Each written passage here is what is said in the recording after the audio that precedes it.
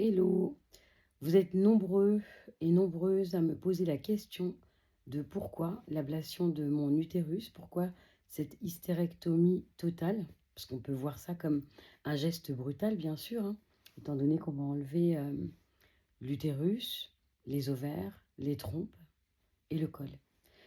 Eh bien non, c'est pas un geste brutal puisque l'utérus a été enlevé uniquement parce que j'avais un fibrome qui était vraiment important et qui le faisait vraiment pencher vers la gauche et donc appuyer dans mon corps sur des organes, sur des zones qui devenaient en fait douloureuses tout ensemble.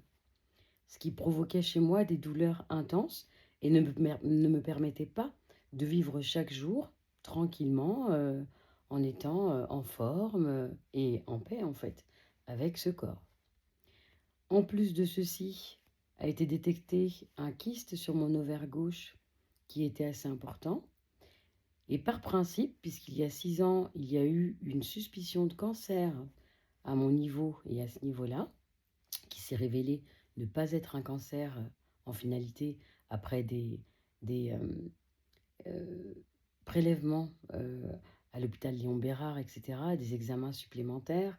Beaucoup d'éléments ont emmené les médecins à se dire c'est ok, c'est tout bon, on laisse l'utérus en place, tout va bien.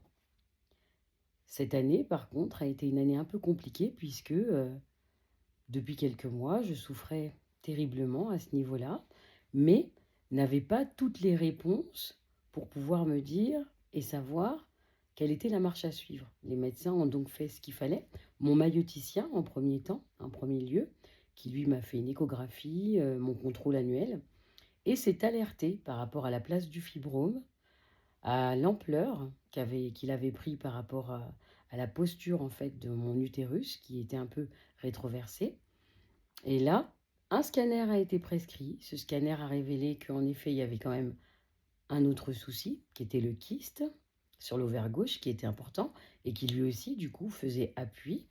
Et donc, de par tous ces examens, a été organisée une IRM en urgence, je dis bien en urgence, et cette IRM a révélé qu'il fallait intervenir, d'où le fait que mon chirurgien, du 10 décembre, là, au 30, hein, vous voyez, 20 jours durant, tout s'est organisé rapidement. L'IRM a eu lieu le 10.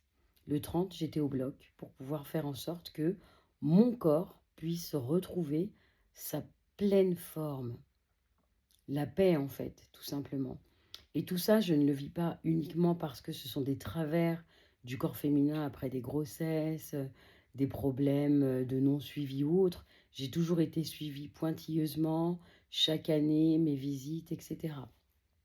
Il s'avère que, je le répète, dans la médecine énergétique, on le rappelle souvent, et beaucoup de personnes, peut-être ça leur échappe, mais je le redis, même si le commun des mortels a du mal à comprendre ceci, notre corps physique est le reflet, et il peut nous rappeler justement tous les maux de l'âme. D'accord?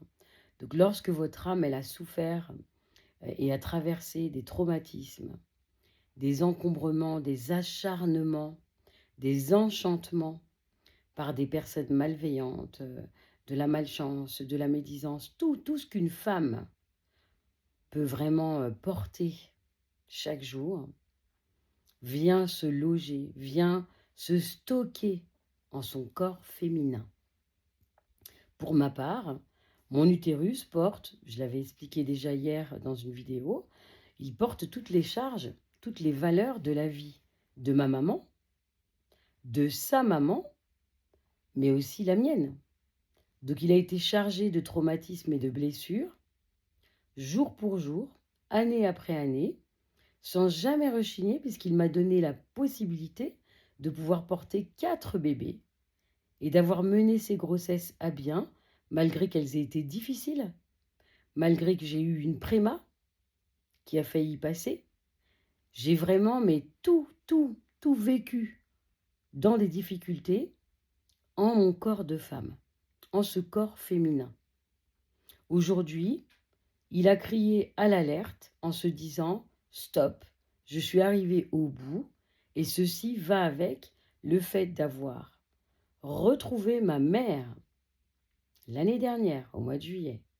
ça va avec le fait de l'avoir mis en sécurité et d'avoir pu travailler avec elle par de nombreux rituels de guérison naturelle, des espaces lui permettant de se libérer de tous les miasmes, de toutes les blessures, de tous les enchantements envoyés par des membres de sa propre famille, des membres qui, même avant qu'elle naisse, ne voulaient pas qu'elle ait une vie agréable, une vie structurée à sa manière, une vie correcte, confortable. Elle n'a été sujette qu'à des malheurs, des tristesses, et a eu un parcours de vie vraiment bordé que de galères et de drames. Je me dis qu'en l'ayant retrouvée et en ayant connaissance avec des personnes qui m'en témoignent, des personnes qui arrivent à me donner quelques petits éléments sur son chemin de vie, je me dis que tout a un sens. Tout ce que moi j'ai vécu, tout ce que ma maman a vécu, notre chemin à toutes les deux qui enfin s'aligne et se retrouve, donne naissance à des libérations, des guérisons de notre lignée, pas uniquement toutes les deux. Tout ce qui est en train de se passer dans ma vie permet, aujourd'hui en tout cas, et j'en suis totalement consciente, de guérir une lignée, d'aller libérer des mémoires transgénérationnelles à ce niveau pour que s'élève la lumière, s'élève la beauté et le sacré en toute chose auprès de toutes les femmes du sang, du même sang que ma maman. D'accord? Et tout ceci, je vous l'apporte en réponse puisqu'on me pose beaucoup de questions. Et pourquoi on t'a enlevé ton utérus? Et quelle en était la cause? Et ceci et cela. Et bien là, je vous réponds. Je vous donne vraiment une réponse globale qui vous permet de voir et de cheminer tout l'espace de ce que j'ai dû vivre et marcher ces derniers mois pour en arriver à de telles conclusions, une acceptation inébranlable et un amour infini pour le grand vivant, pour la source créatrice, pour ce qu'elle me permet de témoigner encore au nom de la lumière pure, au nom de la beauté de la vie. Parce que tout ceci en est la preuve. Et que je sois moi, à J3 de cette intervention, en état de vous parler, je ne suis pas dans des douleurs monstres. Là, je vous avoue que depuis 10 heures du matin, je n'ai pas pris d'antalgique. Je n'ai pas pris d'antidouleur. Et je suis OK. Je ne suis pas pliée en deux. Ça va. Je sens que mon corps travaille.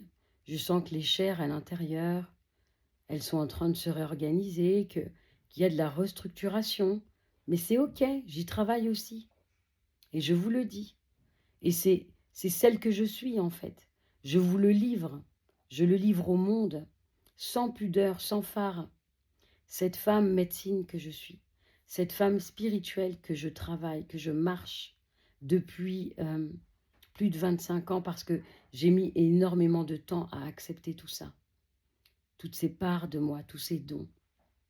Eh bien, elle vient vous le dire, elle vous le témoigne avec tout l'amour qu'elle a en elle, avec toute la conscience, tout le discernement et la clarté qu'il m'est donné de pouvoir vous témoigner aujourd'hui tous ces états de fait.